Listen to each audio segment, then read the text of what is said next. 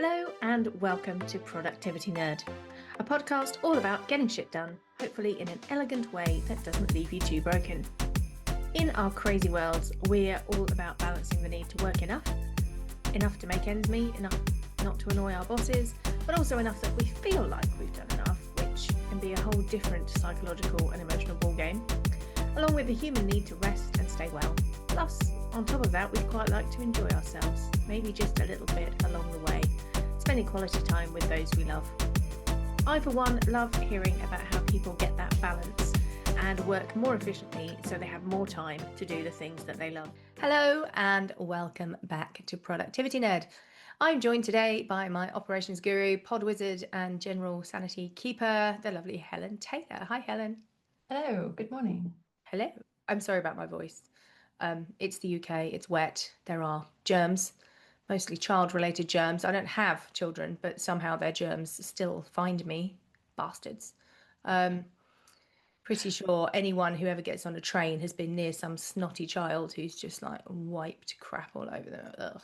Anyway, I've been into London, I've been on trains, I have germs. It's very irritating. Anyway, I'm a bit croaky. It's fine. I'm better than it was 2 days ago when I was just silent. So Can we call it husky and put a positive yeah, spin on it? husky. Yeah, yeah. I can always get sidelined in some dodgy chat line if I keep buying as many clothes as I'm buying. Seems reasonable. Seems reasonable. Anyway, we shall crack on. So today we are diving into a book that it looks at kind of behavioural psychology, if you like. Bit of behavioural psychology, bit of neuroscience, bit of sort of behavioural economics, I believe is how it's described. And it's really useful. And it is called How to Have a Good Day by Caroline Webb. It's an old-ish book. This is my copy. It is battered. It has had a good life and a lot of use. And my house is not known for hanging on to stuff. I am quite Marie Kondo about my culls of things. So the fact that this has survived, I don't know, when was this published? Oh, a while ago. A while. Definitely got through 2016. Gosh. So Before yeah. the pandemic. Yes, pre-pandemic this is, yeah. So that kind of says to me that A, I use it, and B, it's one of those that I will pick up and delve into. It's not necessarily the kind of thing you need to do from start to finish. It's a sort of dippy in one. Okay. Anyway, and Helen hasn't read this one because we had a bit of a scheduling challenge due to illness and life. So I have read it, but I'm just going to talk you through the kind of main points and we'll have a bit of a discussion. And Okay. some I diagrams. want to come out at the end of this knowing how to have a good day. Okay, good. Right. We're not going to fit the entire book in. It's No. We're going to focus more heavily on the sort of productivity elements of it, but it does all blend into one. It's a little bit, it reminds me a bit of feel-good productivity. There's quite a lot of that about it. But it's quite a nice, easy read. A lot of science, but she's condensed it into a very readable format. I quite like it. So, who is this woman? So, Caroline Webb, she's British, ex-McKinsey partner, but pre-McKinsey, she actually did all sorts of jobs, as most people do when they're studying or whatever. So she worked in a supermarket, she worked as a waitress, became a kind of economist / researcher before landing up at McKinsey. So she's done kind of your mundane jobs right up to your real high-powered, pressured jobs. But what she says is that she didn't necessarily find the more kind of fancy roles on paper gave her better days. She was really able to have better days working in a supermarket or working as a waitress. And she kind of went, well, what's that about? What is the difference between, I'm in my dream job, if you like, and obviously we can all have terrible days in our dream job, but what she found was she could also have brilliant days in a job that technically was pretty grim. So she kind of got obsessed by this idea and started delving into it. And then when she was at her McKinsey role, she started to ask her consultancy clients, what does a good day look like for you? What does a bad day look like for you? And really thinking about what would it take to get more good ones? So I'm going to test you, Helen. What does a good day look like for you? I knew you were going to ask me this, and I've been I thinking know. about It's like you're so it. Um, I mean, a good day is the days we're on holiday, for a start. obviously, yes. So that led me down a rabbit hole of thinking, well, why is that? And I think it's because I'm in control of my time.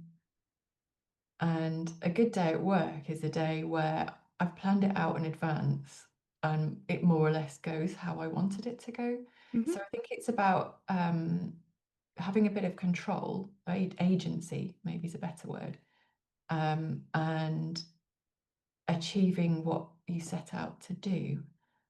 And Yeah. on the flip side, the bad days are when it all goes to pot and nothing you wanted to get done happens and things come at you from left, right, and center and it's all chaos.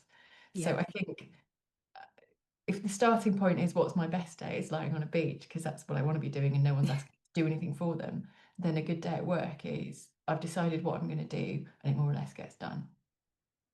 Love it. Yeah, and I'm sort of similar. I like a plan. I'm these days my work is a little bit less reactive to client stuff, although things will come in. I wasn't feeling great on Wednesday, fully planned on doing one meeting and then having the rest of the day quietly just hibernating and resting my throat, and that did not happen.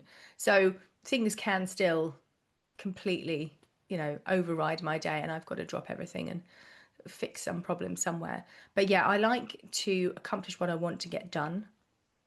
For me, I like to have a day where I can get some deep thinking done, whatever that might be. Writing, it's usually writing for me. It might be writing a podcast or some Okay. posts or something. Having something where I feel like I've really stretched my brain is good. And do I like people today? Not so much. Um, I will find a day with a load of meetings very draining. Yeah, absolutely. I'm trying to work out if I had a day with no meetings, would it make me sad? I don't think it would. If I had a week of no meetings and not seeing another human being, that might tip me into feeling a bit isolated. But generally, a day with no meetings, I'm like, oh, Maybe can it really depends on crack what on. type of So yeah, meeting you do. there's definitely something for me. It's the control thing, isn't it? Mm. Being able to get what you want done without too many things coming up. I think thinking about the meeting question, a whole day of meetings would be incredibly draining, but there are Yeah. meetings and there are meetings. Yeah. Um, if we would go back to Claire's podcast on meetings that you guys did, when you sit in a meeting that could definitely have been an email, those ones are a killer. But there are meetings that are really productive and they fill you full of energy. I think it depends on the person and how well structured that meeting is. But Yeah. again, it goes down to planning and being in control and being effective with your time or Yeah. intentional with your time. If you're sitting in a meeting and someone's having a whinge and you think, why am I spending 45 minutes of my time listening to this? Less so. Yeah. Absolutely. Absolutely. And a lot of it is about how you approach the day. So you can start the day in a really filthy mood and everything is just going to make it worse. But Yeah. there is definitely something, and one of the main aims of the book is that you do have control about how you handle things. A bit like Paul McGee podcast, right? We the action isn't necessarily we are not at the will of other things. We control how we respond to things. So Caroline describes this meeting. So she gets up late, she rushes about, and she's a bit, flapped getting to this meeting. And it's a meeting to kick off a new project with a new client. So it's a mixture of kind of consultants and client, and it's a mixture of in the room and remote. And probably back in the day, remote was pretty rare. I mean, I'm Mm. guessing McKinsey would have been one of the early adopters, but it definitely wasn't as, standard as it is today to meet everybody on Zoom. But anyway, so they're in this room. All of the people in the room are down one side of a table, like they're on some kind of weird refectory bench, and then you've got the video opposite, which is sort of massive. Yeah. There's no natural light. She knows that her partner in crime on this project is a bit of a kind of operational guy and a let's do it, let's do it, let's do it, and not so much of a people person. Mm. And she's, got through this meeting kind of, well, that was bloody awful. It was terrible. The tech was, glitchy, and we just bashed through stuff. There was no real connection. And yeah, I hated it. And then her fellow sort of project lead kind of went, that was a great meeting. We got done loads of things. She's sort of looking at him going, well, that was an awful meeting. But he came into it with a list of what he wanted to get out of it and accomplished that, and came into it in this is really exciting. We're kicking off a new Mm. project. It's going to Okay. be, it's going to be great. Um, and she came into it going, oh, the tech's going to be a pain. Behind, I haven't really, not, I don't think she'd not prepped, but it was definitely one of those running into the office with a minute to spare kind of Yeah. moments, Yeah. as we all have done. Who among Uh, us?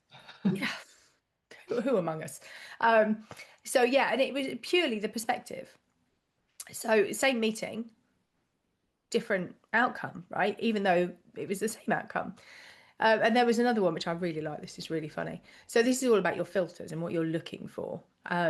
So there was this experiment done by a load of radiologists, and they were looking at a series of lung scans, looking for nodules, like I presume cancerous. So they were all given all these, scans, spot the nodule, spot the nodule, spot the nodule, and an image of a gorilla was placed on one scan, A and the gorilla or a gorilla was gorilla's much lung? larger than any of the nodules, right? And Okay. yet 83% of the radiologists didn't notice the gorilla. Okay. I mean, you would want them to, right? I'd want people to notice the difference between a cancerous lung and a gorilla. Well, I'm yeah, no expert, but I assume they don't look the same. no, but it's all about what you are filtering for. So they even looked at their eyes and where their eyes were, Mm. and many of them looked straight at the gorilla and did not see it because all they were told to look for was nodules, and that's what they were filtering for. So that kind of filter, if you put it onto a meeting and your brain is going, oh, tech is crap, no natural daylight, people just Yeah. pounding through an agenda and it's all grouchy and not very feelingsy, that's all you're going to see.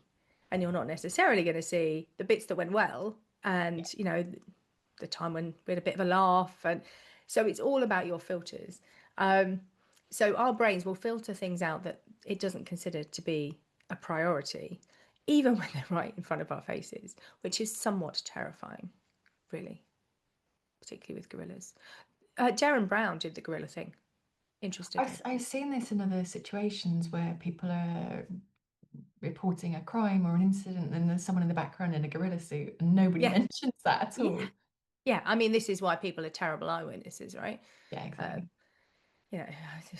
it's almost worth not having eyewitness testimony sometimes. It's so bad because we are all so filtered to Yeah. see what we think we're seeing and not what's actually in front of us. But yeah, so that is quite fascinating. So filtering and being aware of. So she boils it down to kind of how a good day works. There's 7 big areas plus an evening routine, and I muttered to you, I believe, about a diagram. So it's sort of A a slice of bread diagram. diagram. Okay. Well, an audio diagram because podcast. Uh, so we're going to think about a sandwich. Okay. So the top slice of the sandwich is kind of starting your day correctly, right? If you want to have a good day, start it correctly. So Mhm. setting intentions. And this is all about those filters that we just talked about. So she calls it the 3 A's. So aim, like what are you trying to get done today? Attitude, kind of what are you bringing? Are you bringing last night's hangover, filthy cold? Oh God, this person was a right pain in the ass last time I had to meet with them. And attention. So, Yeah. what do you want to focus your attention on? So, aim, attitude, and attention. And all that is about filtering, right? So, what are you trying to do? What affect are you going to bring to that? And what are you going to pay attention to make sure you notice the good stuff as well as the bad stuff? And what stuff should you be ignoring and letting go, right? So, top slice, Okay. start your day right. Okay. So, firstly, priorities with your 3 A's. And the next one is productivity, which is about making the hours count. She talks a lot of the things that we cover pretty often. Things like not switching between tasks, designing your day around your energy levels, and reducing decision making fatigue. So all kind of topics we've touched on before, right? Which is great. So that is our top slice, kind of starting off correctly. And then the filling of the sandwich is how you handle tasks. So every task can just be a task. And this goes back to, working in a supermarket or whatever. Whatever task you do, you can do it with a different mindset.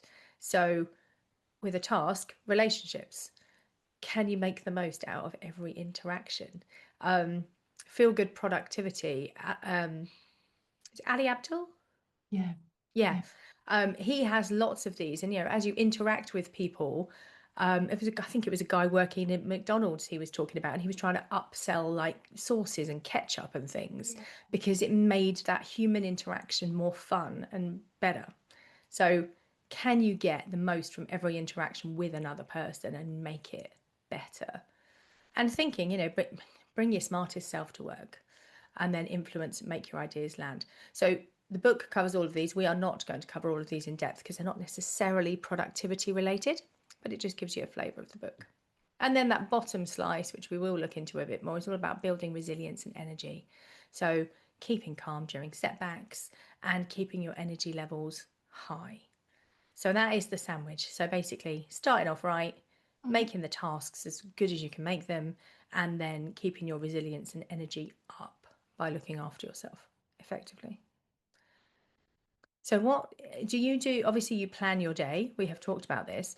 Do you do any sort of morning routines or intention setting or anything like that? Or is it more just just kind of whack into it? When I'm having a good day, absolutely, yeah. I'll I'll think about what I want to achieve in the day, and the point about getting the most out of relationships, I think, has been quite pertinent recently. When I know I've got a difficult call, it's thinking about, okay, fine, but what's the positive? What's the most I can get from this? What, in an ideal world, how will this end up? Um, so yes, there are obviously days where I'm exhausted and I just can't be doing with it. But yeah, I do try to be intentional and plan out. I don't know if that fits into a routine though. Well, it kind of is, isn't it? So I tend to, again, on a good day, my kind of going away from my desk routine involves planning the next day. So it Mm, sort of yeah, falls into yeah. a routine. It's just I don't, and then I look at it first thing and go, has anything horrific arrived overnight that means I need to Is the inbox unravel on this fire? lot, Yeah. or can I carry on as planned? So Right? I don't even think of that as a routine.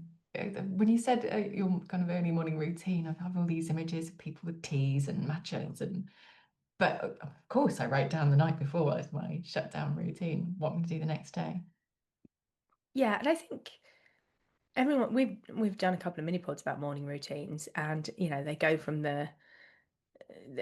one end of people who literally sort of throw themselves out of bed, watch a bit of telly, have tea, and go to their desk whenever they fancy it, to Mm, the I'm up at 4:30 in the morning doing religious meditation, gym, you know highly tuned to get me at my best at my desk at whatever time, and everything in the middle, which is probably most of us, right? I don't know yeah. anyone who has that. My morning routine consists of quite a lot of Wordle, and I don't care. That's fine. I do have a friend who spends an hour and a half meditating every morning. Yeah, yeah. Well, there is that quote, isn't there? That's if you're too busy to do half an hour's meditation, you should meditate for an hour or something. I can't remember what that is, but it's something along those lines. It's like if you're that busy, then you probably need to meditate more than rather than less. But an hour and a half. Yeah. I mean, he's very chilled. Oh, well, yeah. It's clearly working for him. Yes. Yeah, okay. I'm quite proud if I manage 5 minutes. Exactly. Moving on. Moving on to our brains. Um, so obviously one of the parts of having a good day is kind of management of your brain. And again, it's something that comes up in the podcast quite often.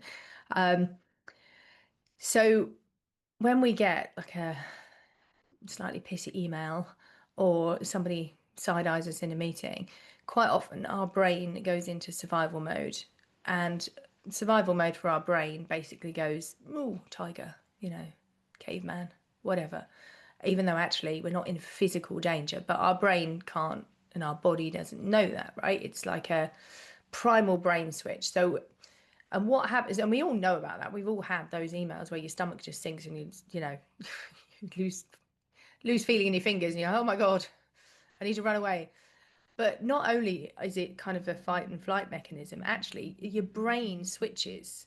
So we have two different bits of brain. We have the, oh my God, it's a tiger bit of brain, which is really fast thinking and designed to, get you out of danger really quick without you having to consciously do a lot.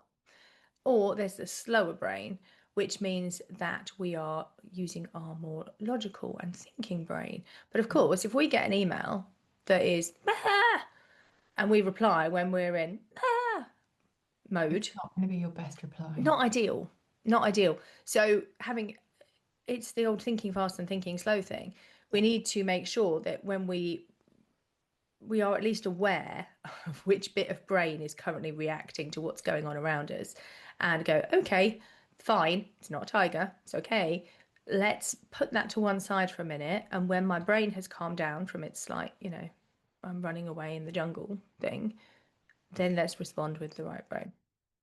And she suggests rewarding yourself, right? So if you are using the correct bit of your brain, give yourself a reward for doing that, because that is again a very primal thing, right? Our brains prioritize like food, they prioritize sex. I mean, let's not bring that into daily work, but Is this going back to the phone line again?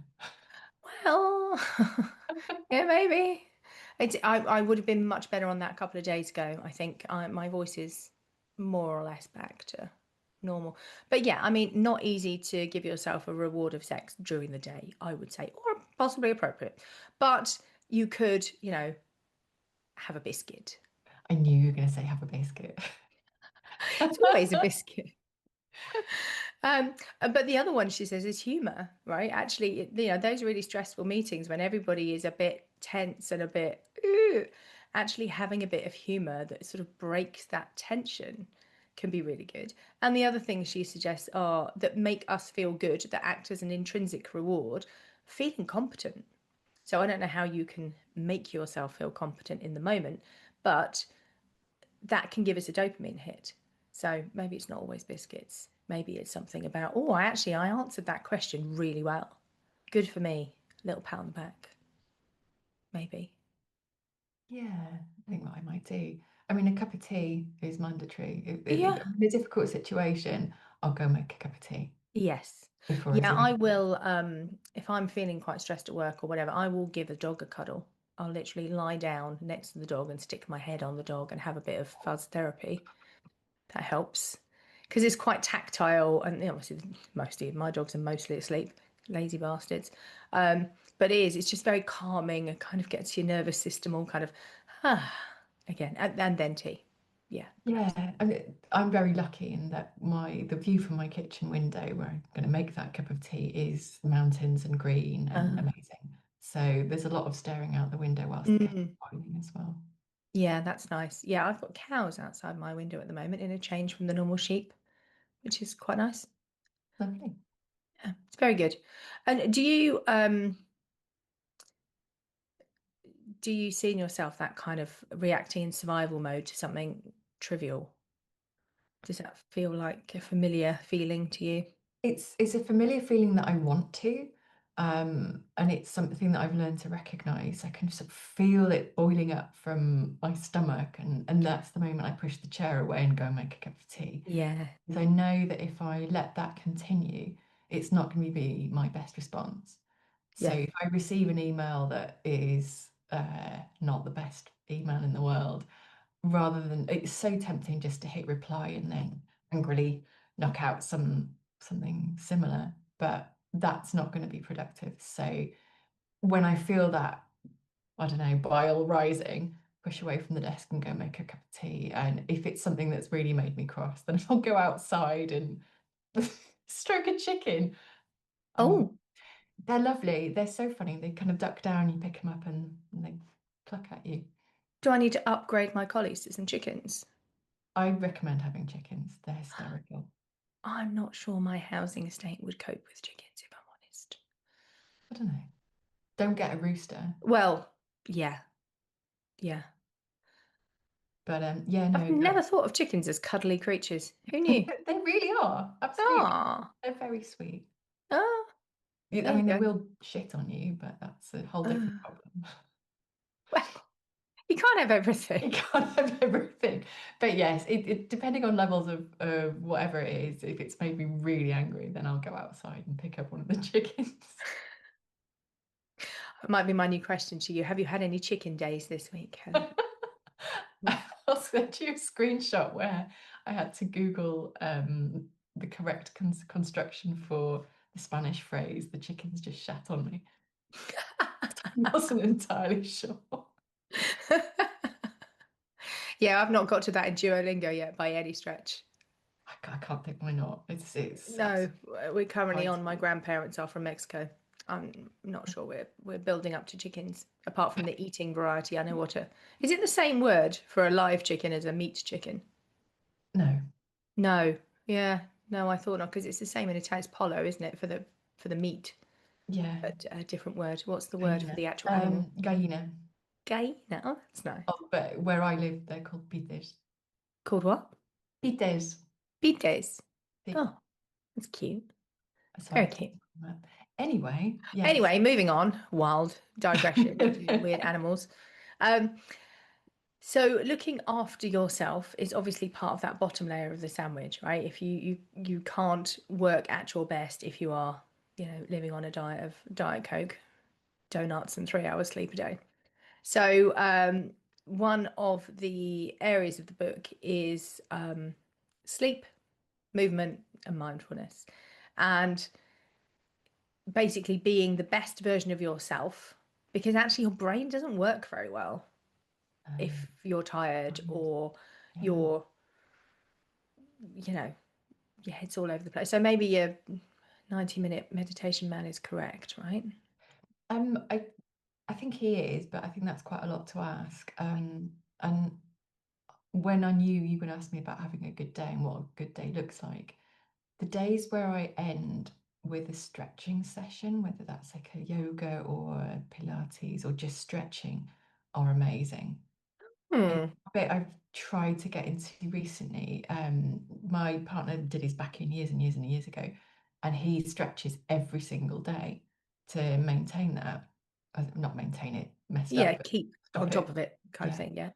And I thought, oh, I'm going to give this a go. It's great. Having Ah. a 10-20 minute stretch before you go to bed works wonders. Oh, that's really nice. I used to do that and got out of the habit of it. I used to do a bit of yoga with Adrienne, just some nice bedtime ones. And yeah, it Mm. doesn't take many minutes, does it? And you do feel And better. it also means that you're not scrolling, so the screen's Yeah. gone. So if you do a bit of stretching before you go to bed and you don't then pick up the phone again and go, oh, I wonder what's happened in those 20 minutes. Nothing's happened. Nothing.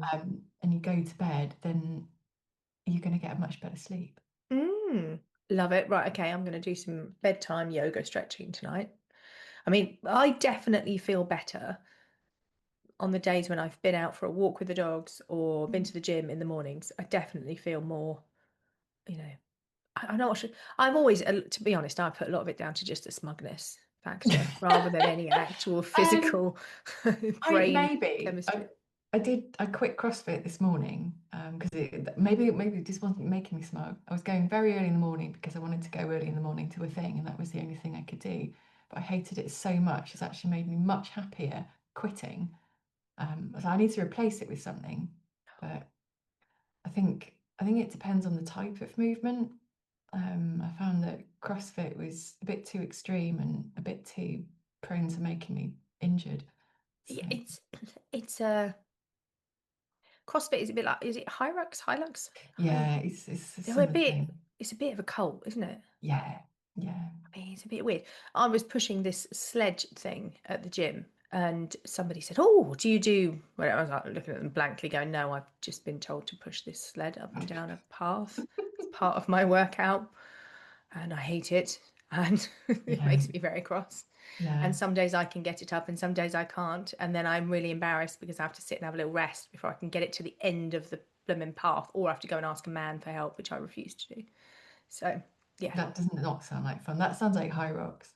And yeah, I mean, I yeah. don't have to do it anymore, thank God, because it's dark out there when I go to the gym, so I can't do it. But finding movement that you like and enjoy and that gives you that sense of smug, yes. Something Yeah, that you actively dislike and makes you injured, no. yeah. Well, if it makes you miserable, there's, Mm, there's no point doing exercise for the sake of doing exercise, right? It's got to be something you actually enjoy the process of, I would say, no, or hate maybe it. not enjoy it at the time, but once you've done it, you feel Right. I mean, I'm not sort of against suffering yes. for exercise. I've run marathons and it's Oh, awful. But at the end, I get that, oh my God, when's the next one? And then oh. with CrossFit. I've got a friend like you. Weird. Yeah, but I mean, I swim in cold water, right? At the time, there is no fun in that at all. You know, you're getting into freezing cold water. Sounds It's tricky. horrible. And the only reason you can do it is because you say to yourself, well, I did it last time and I didn't die. Just get on with it and stop whinging. It's But it's do you not fun feel at the good time, but when you get afterwards? out, it's great. So yeah. So my next bit of script, I misread for a minute there and went, what?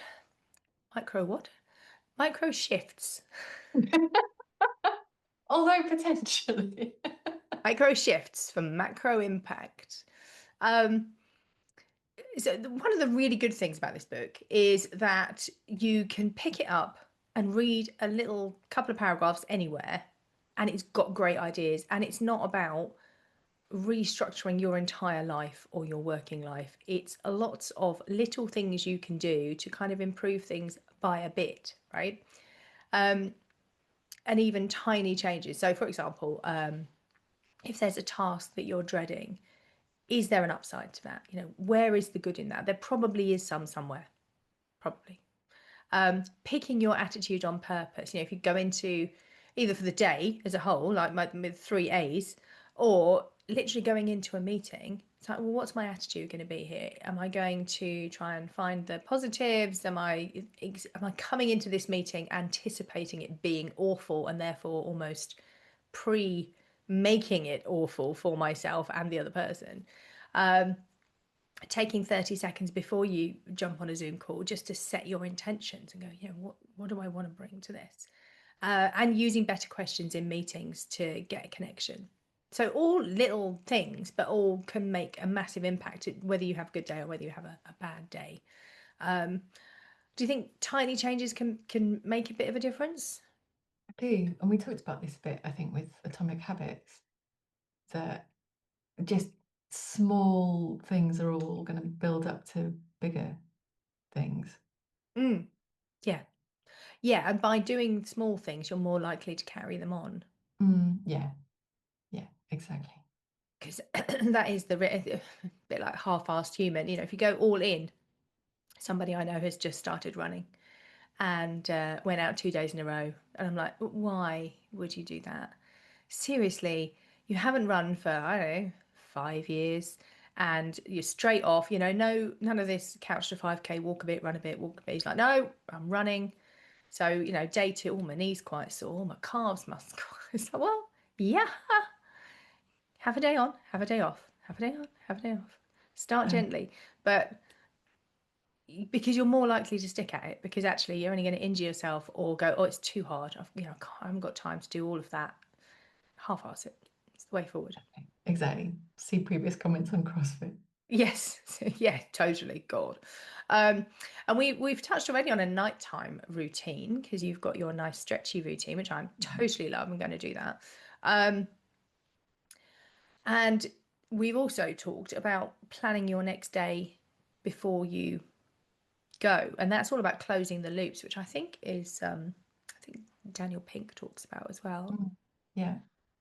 because your brain will focus on anything unfinished, which you can use to your advantage, right? If you're mulling on a problem, you can deliberately leave things kind of open and bubbling under so that your subconscious works on them overnight. But actually, if you want a really restful night and it's not something you want to be thinking about, writing it down and then, kind of going, done, is really helpful.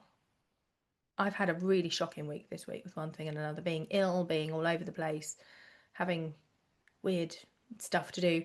And there have been some days where I have not written down my next day before I finished my day because I've like not been at my desk Yeah. in the afternoon or whatever. And it's really discombobulating. I do not like it. I'm not very productive if I haven't done that. I feel like I'm a bit lost. And Yeah, then it's not a question of how much time I've got in the day because I always have the same amount of time in the day. And I've even had quite quiet days with things coming in, but because I haven't planned it out, like, well, what do I do? Do I do it this? Do I do that? I'm not sure. Maybe I should be doing this. But having it all planned out and blocked out in advance, that doesn't happen to me. yeah, no, exactly. And I think I'm pretty good at planning the big stuff, although frankly this week the big stuff is, oh, that'll be the weekend then. Yeah, because I will put it in my diary if I know I've got to commit a serious chunk of time to it. It's more the Yeah. little things, Yeah. and you suddenly go, oh, my inbox folders are getting a bit full. Probably ought to do something about those, which I find really frustrating. I did scare a man this week with my inbox zero mentality. I thought he was going to cry.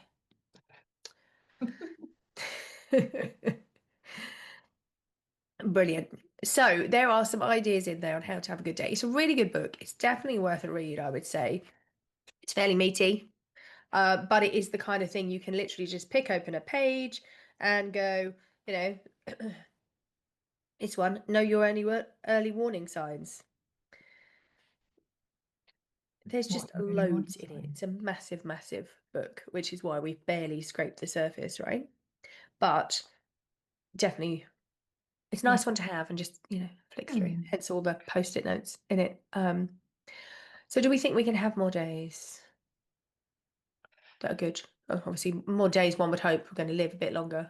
That was, I'm hoping this isn't the can we last one. survive beyond Friday? Who could say? Well, now that I've quit CrossFit, absolutely. Yes. It just sounds like hell. Oh, it's awful. It's just dreadful. I mean, Uh, I would die because of my whole allergy to exercise thing, but yeah, just can't imagine anything worse. Um, so I think my biggest sort of takeaway from the book is that we have more control over our good days than we think we do. We are, we tend to assume we're at the mercy of stuff coming in and that messing us up. But actually, even when that happens, which it will because it's life, we can still control our attitude. We can still focus on our aims, and we can still choose what our attention is yeah. focusing on. And there are loads of really nice things. People talk about writing a done list rather than a to do list. If your day goes horribly wrong, and you kind of don't get any of your to dos wrong, write down what you actually did and tick it off and go, no, I didn't do those, but I did those. It's great. I like that. I like that. Mm. And I think celebrating small wins, Yeah, absolutely. finally getting around to calling up the bank for boring things that I've been putting that off for ages. Done that. Yes. Yeah, and those sort of really irritating tasks, I think, are. When I used to work in a pub, we used to we used to have these really terrible 1990s, 1980s guidebooks for how to work in a pub, and things. And then back in the day, used to have ashtrays, as because pubs had smoking, so you'd Yeah. have ashtrays on tables, and then you'd have empty glasses, and these things were called silent irritants because punters come in and they see them and they just, even if it's not on their table, in the corner of your eye you just see these sort of slightly grubby things. Hmm. And I think those kind of tasks, like, oh, I need to go and remortgage the house because my fixed thingy me bob's coming up for renewal, or I need to go to the post office with that parcel because they failed to collect it 3 times. All of those things, in my mind, are silent irritants because you I'm know definitely you need to do using them. that phrase. Yeah. I think I have But a list of silent irritants that I can cross off. yeah, exactly. And it's It's those really annoying tasks that just hang over your head. Oh yeah, that's going to be a list of things that I'm going to write out, stick to my fridge, and slowly cross them off. Yeah, yeah. Actually, Angela, who was on one of the podcasts a way back, we were talking about these kind of tasks, and hers was taking stuff to the dump, I think, Mm. or putting them on Vinted, or again, I've got a bag of stuff that's been meaning to go on Vinted for 6 months, those kind of things. And if you just challenge yourself to do one a week, because it probably don't take very long. Remortgaging the It's house might getting be, started though, isn't it? And yeah, it's and just, it maybe that goes back to the attitude thing. Oh, this is going to be awful and annoying. I'm just not going to do it. But if you switch your attitude to, yeah, but imagine how much better this will be after you've done it. yeah, yeah, absolutely. Yeah, absolutely. Fab. So that was Caroline Webb's How to Have a Good Day.